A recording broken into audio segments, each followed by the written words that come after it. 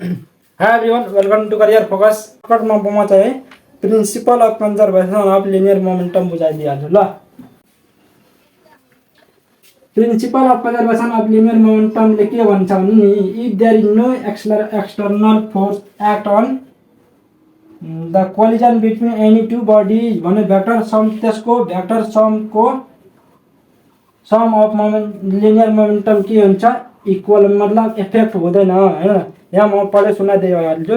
The law of conservation of linear momentum states that if no external force act on the system of two colliding objects then the vector sum of their linear momentum of each body remains constant and is not affected by the mutual interaction हैन। यदि कुनै पनि system दुईटा colliding object छ त यदि external force act भएन भने the sum of their vector sum of their momentum linear momentum के हुन्छ कन्स्ट्यान्ट हुन्छ हैन। मतलब बिफोर कोलिजन जति त्यसको लिनियर मोमेन्टम हुन्छ नि आफ्टर कोलिजन पनि के हुन्छ म्युचुअल इन्टरेक्सन भए पनि के हुन्छ आफ्टर कोलिजन त्यतिकै हुन्छ त्यसको लिनियर मोमेन्टम हैन। अब मैले दुईटा बडी त्यसको डेफिनेसन अनुसार के हुन्छ भने नि जस्तै धेरै एन पार्टिकल्स छ having linear momentum चाहिँ p1 इनिशियल लिनियर मोमेन्टम कति छ p1 p2 p3 dot pn छ हैन। एन्ड आफ्टर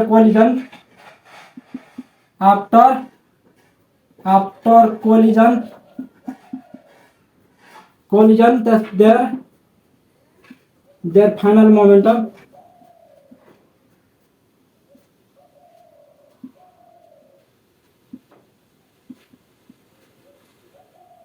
become कति p1 dash p2 dash p3 dash pn dash respectively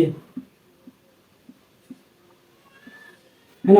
मानौ कुनै आइसोलेटेड सिस्टममा इन एन आइसोलेटेड यहाँ लेख्दा हुन्छ in an isolated system there are N particles whose initial linear momentum are के छ p1 p2 p3 डिफ्रेन्ट बडीको लागि फर्स्ट बडीको लागि p1 छ भनौँ अर्को चाहिँ पार्टिकल्सको लागि p2 छ अर्को पार्टिकल्सको लागि p3 छ nth पार्टिकल्सको लागि pn छ इनिशियल मोमेन्टम हैन। अब आफ्टर कोलिजन भयो म्युचुअल इन्टरेक्सन भयो अनि त्यसपछि त्यसको उनीहरुको मोमेन्टम कति भयो जसको p1 थियो यसको p1 ड्याश भयो जसको p2 थियो p2 ड्याश भयो जसको pn थियो त्यसको कति भयो pn ड्याश भयो भने त्यसको बिफोर कोलिजन हैन बिफोर कोलिजन तिनीहरुको सम जति थियो लिनियर मोमेन्टमको त्यो इक्वल टु के हुन्छ equal final sum of their momentum हैन। मतलब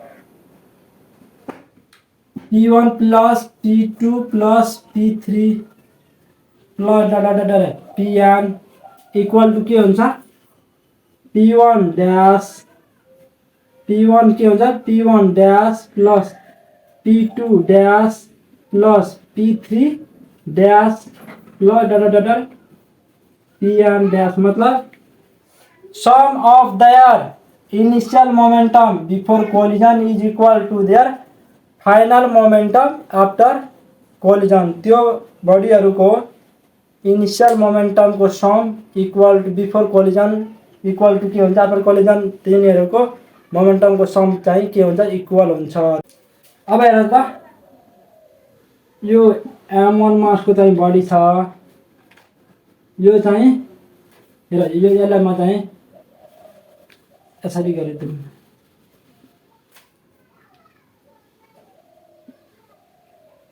यो लिनियर पाथ छ यो m1 मासको बडी छ यो यहाँ चाहिँ m2 मासको बडी छ यसको भेलोसिटी कति छ यो कति velocity u1 velocity initial u1 velocity छ यसको चाहिँ इनिशियल कति छ u2 भेलोसिटी गइरहेछ यो चाहिँ इनिशियल u1 भेलोसिटी गइरहेछ यो चाहिँ इनिशियली U2 भेलोसिटीले गइरहेछ।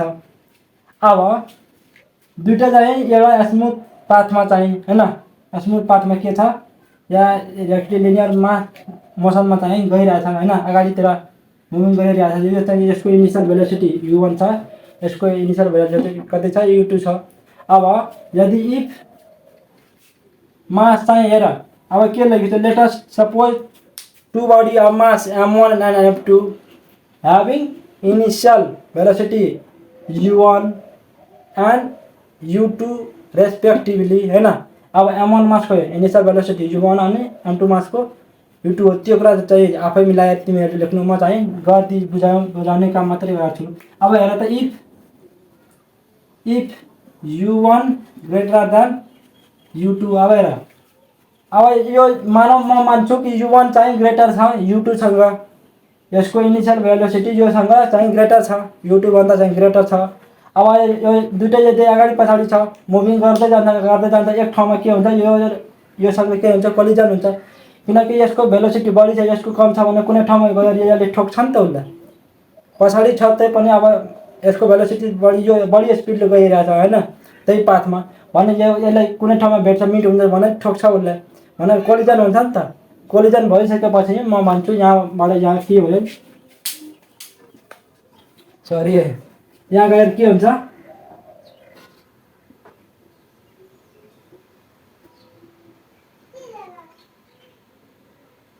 यहाँ के भयो, m1 यता छ, यहाँ के छ, m2 छ। अब दुईटै के भयो, कोलाइड भयो हैन, दुईटै के भयो, m1 m2 दुईटै बडी के भयो, कोलिजन भयो, कोलाइड भयो। अब कोलाइड भएपछि फेरि के हुन्छ, सेपरेसन हुन्छ, दुईटै के हुन्छ, सेपरेसन हुन्छ हैन। m1 यसको के हुन्छ, स्पिड चाहिँ v1 मानु हुन्छ, यसको चाहिँ के हुन्छ,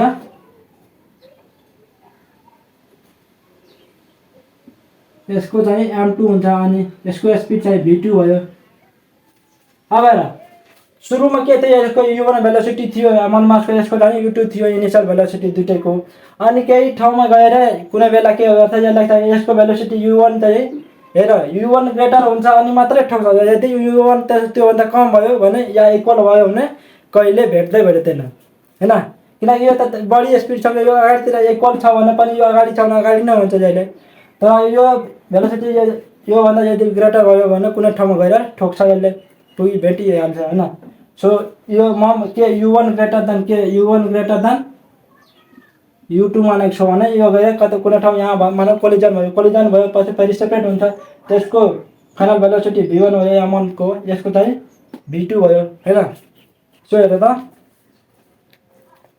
हामीले यहाँबाट के गर्छौं,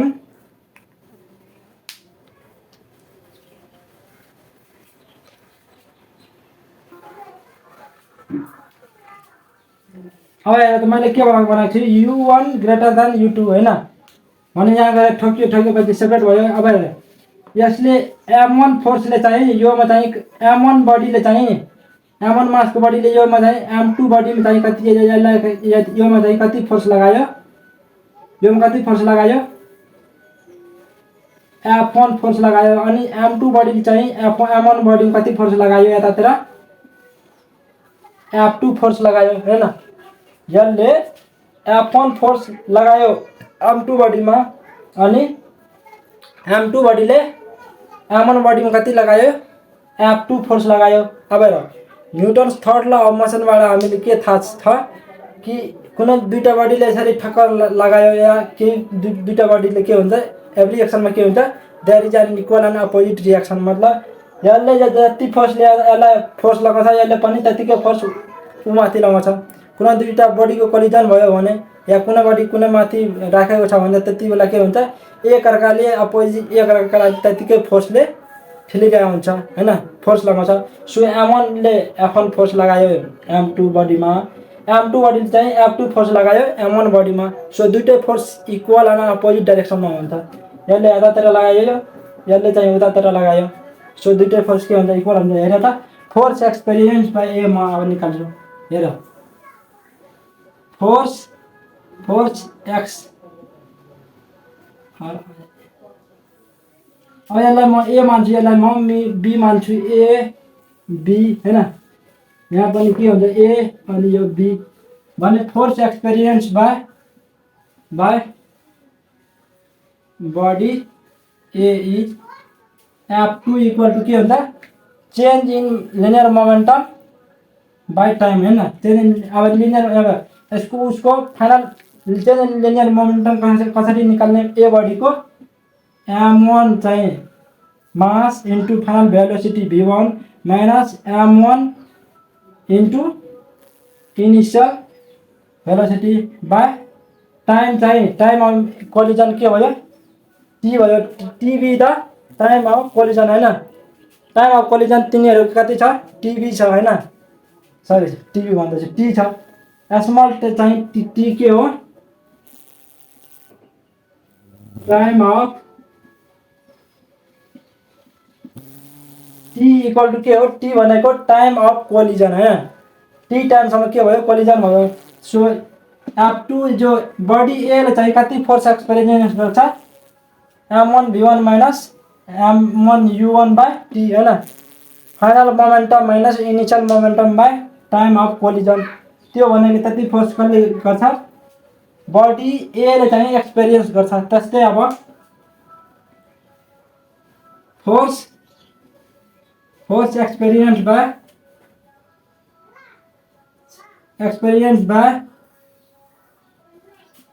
बडी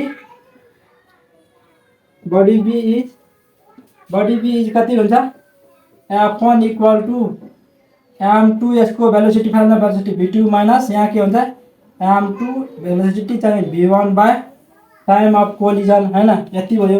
अब हेर त यति कुरा भयो। अब हेर we now from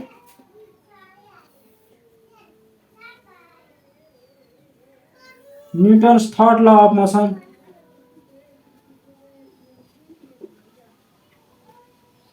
Newton's third law of मोशनबाट हामीले के थाहा छ कि F1 र F2 जुन हुन्छ नि त्यो चाहिँ इक्वल हुन्छ र अपोजिट डाइरेक्सनमा F1 equal to minus F2 यसको म्याग्निट्युड के हुन्छ इक्वल हुन्छ तर के हुन्छ F1 र F2 फोर्स इक्वल हुन्छ तर अपोजिट डाइरेक्सनमा हुन्छ। सो चाहिँ माइनस F2 लेखे मैले यतातिर पनि राख्दा हुन्छ। सो हेर F1 इक्वल टू कति छ यहाँ m1 v1 minus m1 u1 by T equal to कति भयो m2 v2 minus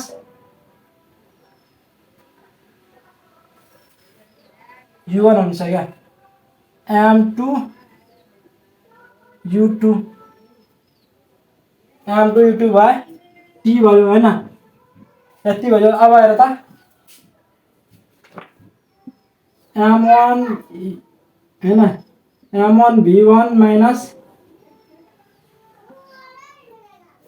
m1 u1 equal two m2 v2 minus m2 u2 भयो हैन।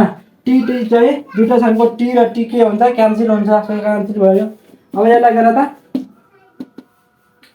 हेर m1 यो m हेर यहाँबाट हेर त m1 v1 छ अनि यो के छ यता छ माइनस m2 u2 माइनस छ भने यतातिर आयो भने के हुन्छ प्लस हुन्छ। सो हेर त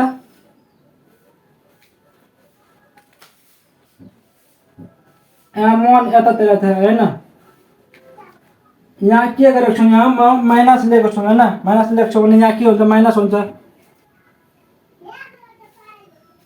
माइनस छ नि त माइनस हुँदाखेरि यहाँ के हुन्छ यहाँ माइनस m2 u2 v2 हुन्छ यहाँ के हुन्छ प्लस हुन्छ। माइनस ले यतातिर योले माइनस ले यदि मल्टिप्लाई हुन्छ के यहाँ माइनस हुन्छ यहाँ प्लस हुन्छ। सो त्यही माइनस र प्लस गरेको। सो अब हेर त m1 v1 यतातिर यो यतातिर आयो भने के हुन्छ m2 v2 इक्वल टू यो यतातिर गयो भने m1 u1 यतातिर प्लस के छ m2 u2। सो यसलाई अब यतातिर म लेख्छु m1 u1 plus m2 u2 equal two m1 v1 plus m2 v2 हैन। हेर त यहाँबाट आयो नि sum of the initial momentum before collision हैन या sum of the linear momentum before collision is equal to sum of the final momentum after collision हैन। त्यो दुईटा बडी जुन थियो कोलिजन हुने सिस्टम थियो त्यो सिस्टममा के भयो कि बिफोर कोलिजन उसको मोमेन्टम हेर्दा u1 भेलोसिटी थियो। त्यो बिफोर कोलिजन कति थियो यसको मोमेन्टम m1 इन्टु u1 यसको चाहिँ m2 इन्टु u2 त्यसलाई प्लस गर्छौ भने यति हो छ बिफोर कोलिजन यति आफ्टर कोलिजन यति v1 v2 भयो त्यसको सम चाहिँ m1 v1 m2 v2 त्यसको सम चाहिँ यति छ। सो m1 बिफोर कोलिजन चाहिँ जति मोमेन्टम थियो त्यतिकै चाहिँ आफ्टर कोलिजन पनि त्यतिकै मोमेन्टम भयो यदि एक्सटर्नल फोर्स लागेको छैन भने बुझ्यो। सो अब आजको लागि यति नै। So thank you for watching this video. यदि भिडियो राम्रो लाग्यो भने लाइक शेयर र सब्स्क्राइब गर ल।